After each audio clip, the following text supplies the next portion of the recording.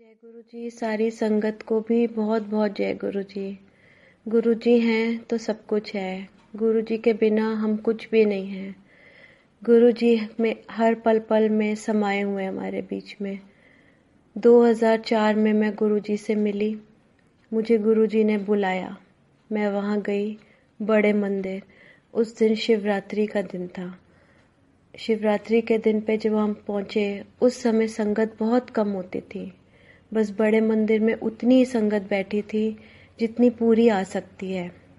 1000-1500 के करीब बंदे बैठे होंगे वहाँ पर। मैं लाइन में गुरुजी को, सब लोग उनको माथा टेक रहे थे। मैं भी उसी लाइन में खड़ी थी। काफ़ी दूर थी तो मुझे गुरुजी ने बोला, आजा ब्यूटी पार्लर वाली आंटी। मैं देख के हैरान हो गई कि इनको कैसे पता मैं ब्यूटी पार्लर का काम करती हूँ। खैर डरते डरते सहमी हुई उनके पास पहुंची और पर्स में से कुछ निकालने लगी। कुछ क्या निकाल रही थी, वो मैं अपनी माँ की फ़ोटो निकाल रही थी, क्योंकि गुरुजी का आदेश था कि माँ को भी साथ लेके आना। लेकिन मैं माँ को साथ लेके नहीं जा पा सकी क्योंकि उनकी तबीयत बहुत ख़राब थी। मैं जब फ़ोटो निकाल रही थी तो गुरुजी ने कहा, मत निकाल फ़ोटो, मैंने माँ को ब्लेस कर देता है। मैं गुरुजी को देखती रह गई। इतने सुंदर गुरुजी, कभी सोचा भी नहीं था कि गुरुजी भी ऐसे होते हैं। मन में छवि एक ऐसी बैठी हुई थी कि गुरुजी कोई चोले में होंगे, भगवे चोले में, लेकिन वो उस दिन काले चोले में, इतने सुंदर, ऊपर रूबीज, एमरल्ड और तरह तरह के क्या क्या लगा हुआ। मैं तो देखती रह गई उनको, और मैं यही सोचती रह गई कि ये गुरुजी हैं, पता नहीं क्या है। वहाँ पे लंगर प्रसाद किया। लंगर प्रसाद का तरीका देख के थोड़ा सा अजीब लगा। एक ही थाली के अंदर 4 लोगों को खाना पड़ा। जो सामने बैठ गया उसके साथ शेयर करना पड़ा। हम 4 लोग थे। हम 2 एक तरफ थे एक थाली में, और 2 एक दूसरी थाली के अंदर गए। खैर लंगर करने के बाद घर आए। पूरे रास्ते में यही सोचती आई, बस गुरु जी के बारे में ही सोचती आई। मुझे कुछ समझ नहीं आ रहा था, और एक अजीब सी फ्रेग्रेंस कार में थी। समझ नहीं आ रही थी ये फ्रेग्रेंस कैसी है। मैं तो कोई फूल नहीं लाई थी अपने साथ, कुछ नहीं लाई थी, लेकिन कुछ फ्रेग्रेंस थी। घर पहुंची, सोने लगी। रात के 2 बज गए सोचते सोचते, नींद नहीं आ रही थी। 3 बजे के आसपास मेरे पास उस टाइम लैब्राडोर था, डॉग था। वो मुझे बार बार उठाए। मैं उसको बोलूं, हट, मुझे सोने दे। 4 बजे उसने उधम मचा दिया और बोले, मेरे को बाहर ले चलो। मैंने दरवाज़ा खोला। बाहर ड्राइववे में जब मैं बाहर निकली तो उस टाइम मेरे पास मारुति 800 कार थी। वो डॉग जो था मेरा, वो डमडम उसका नाम, वो खिड़की के ऊपर अपने पंजों से ऐसे ऐसे करने लगा। तो मैंने पीछे देखा तो कार के अंदर गुरुजी बैठे हुए। मैं देख के डर गई और हैरान हुई कि गेट पे तो मैंने ताला लगाया हुआ है, तो गुरुजी अंदर कैसे आ गए। उस टाइम मुझे समझ नहीं आया। मैं उनको एक इंसान रूप समझती थी।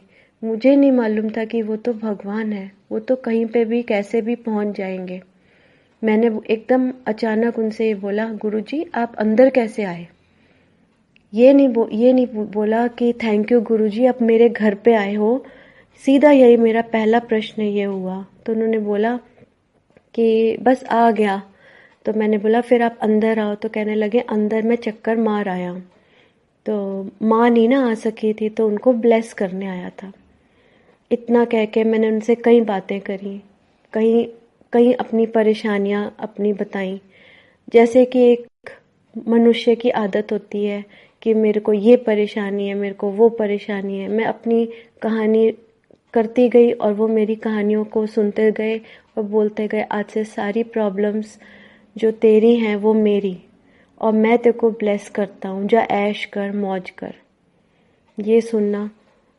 अंदर आ गई, डरते हुए दरवाज़ा बंद करा। फिर सो नहीं पाई। सुबह सुबह अपनी बहन को फ़ोन किया कि दीदी ऐसे ऐसे गुरुजी रात को घर में कार में बैठे हुए थे। वो बोली, अरे तूने कोई सपना देखा होगा, शाम को मैं एम्पायर स्टेट जाऊंगी तो मैं गुरुजी से पूछूंगी। शाम को वो एम्पायर स्टेट गई और उन्होंने पहला क्वेश्चन यही किया, गुरुजी वो ऋतु कहते हैं हाँ ब्यूटी पार्लर वाली आंटी बड़ी समझदार निकली, वो मेरे को मिलने बाहर आ गई। तो मेरी बहन को तब तसल्ली हुई कि ये कोई मेरा भ्रम नहीं था, ये मेरा कोई मतलब ये एक्चुअल रियलिटी थी कि वो वाकई में घर पे आए थे, ऐसे घर में ब्लेस करने आए थे मेरे को। उसके बाद हम जाना शुरू हो गए एम्पायर स्टेट में। हफ्ते में 4 बार हम जाते थे। गुरुजी कभी कभी डांट भी लगा देते थे, रोज़ क्यों आते हो, रोज़ क्यों आते हो, लेकिन मन ही नहीं भरता था उनको देखकर।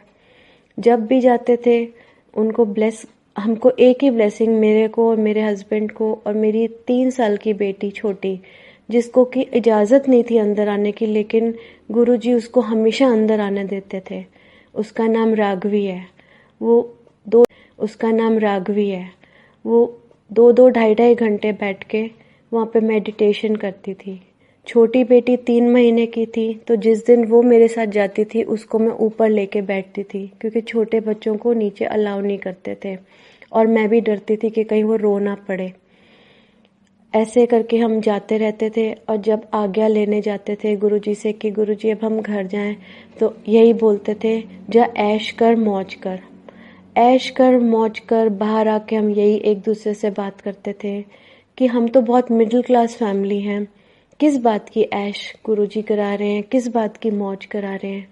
लेकिन ये बात पक्की है कि गुरुजी के जो भी फॉलोअर्स बने हैं और जो भी उनके ग्रुप में शामिल हुए हैं, वो ऐश ही करते हैं और नो लुकिंग बैक। जैसे जैसे वो बस आगे ही बढ़ता जाता है इंसान, पीछे तो बढ़ने का मतलब ही नहीं है। ये हमको बाद में पता चलता है कि वो क्या कहना चाहते हैं, उनका क्या मतलब होता है। 2007 में मेरे हस्बैंड का बहुत बड़ा एक्सीडेंट हुआ।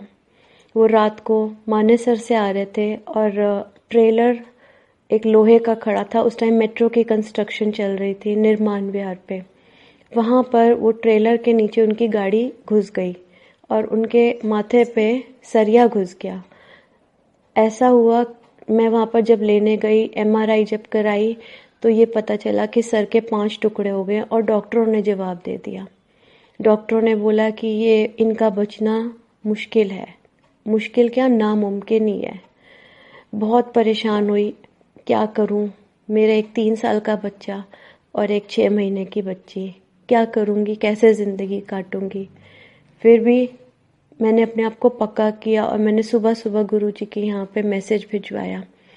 गुरुजी ने बोला कि ब्यूटी पार्लर वाली आंटी को बोलो कि मैंने उसके हस्बैंड को, उसके उस टाइम अंकल को बोलते थे, अंकल और आंटी चलता है इस ग्रुप में, कोई हस्बैंड कोई वाइफ नहीं है। उन्होंने बोला मैंने अंकल को न्यू लाइफ दे देती है। मेरी बहन मुझसे पूछने लगी कि जो डॉक्टर है वो गोरा है कि काला है। तो मैंने कहा गोरा है।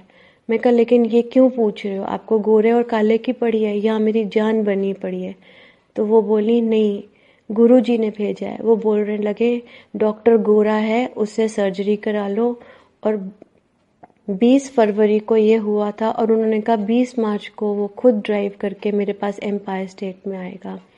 और ऐसी जिसने देखा उनको, वो यही बोलने लगा कि बहुत ही बुरा हाल है, बहुत ही क्रिटिकल है। 72 घंटे क्रिटिकल थे, वो भी निकल गए, गुरुजी ने काट दिए। 20 मार्च को हम लोग गए और मेरे हस्बैंड गाड़ी चला के खुद गए। ये एक बहुत बड़ी ब्लेसिंग है। तब समझ में आया ऐश कर मौज करने का क्या मतलब है। जब जिंदगी है तो ऐश है, जब जिंदगी ही नहीं है तो ऐश किस बात की। ऐश और मौज तो वहीं से शुरू हो गई। अब जो दुख भगवान ने हमें दिए हैं वो तो हमें काटने ही हैं। लेकिन ये है कि गुरुजी जैसे बारिश में छतरी का काम करते हैं, ऐसे गुरुजी ने हमेशा हमको छतरी के रूप में संभाला, हमारा ध्यान रखा। मेरे बच्चों को भी ब्लेस किया, मेरी माँ को भी ब्लेस किया। और ऐसे ही गाड़ी चलती गई। कहीं और भी लोग हैं मैं जिनको जानती हूँ। एक मेरे कज़न है, उसके बेटे को डॉक्टरों ने कह दिया था कि इसका कोई इलाज नहीं है, उसको लिवर में कैंसर है, उसका लिवर ट्रांसप्लांटेशन होना था। 1 साल से BL कपूर हॉस्पिटल में एडमिट था और अब उसको मेदांता में ले जाना था। पिछले साल 16 अगस्त को उसकी वहाँ पर मेदांता में चेकअप होने थे। 15 अगस्त को सब लोग गुरुजी के आश्रम पहली बार गए मंदिर। वहाँ पर जब गए तो वो लड़का अपने कमरे में बाथरूम तक भी चल नहीं सकता था, लेकिन उसको लेके गए। वो गया, वो कहता है मरना तो है, एक बार गुरुजी के दर्शन तो मैं कर ही लूँ। वहाँ गया, उसने गुरुजी का लंगर किया। लंगर प्रसाद करके जब घर आया तो उसको खून की उल्टी हो गई। उसी टाइम उसको मेदांता में लेके चले गए। रात को डॉक्टर ने अंडर ऑब्जर्वेशन रखा, ICU में रखा। नेक्स्ट डे 15 अगस्त की वजह से डॉक्टर्स नहीं अवेलेबल थे। 16 तारीख को उसकी MRI हुई और देखा तो लिवर का कैंसर गायब। सारे लोग हैरान हुए और उन्होंने बोला कि ये कैसे मिरेकल हो गया। गुरुजी हैं तो मिरेकल होते ही हैं। गुरुजी ने सारे मिरेकल्स ऐसे ऐसे दिखाए। और एक आंटी हैं जिनको मैं जानती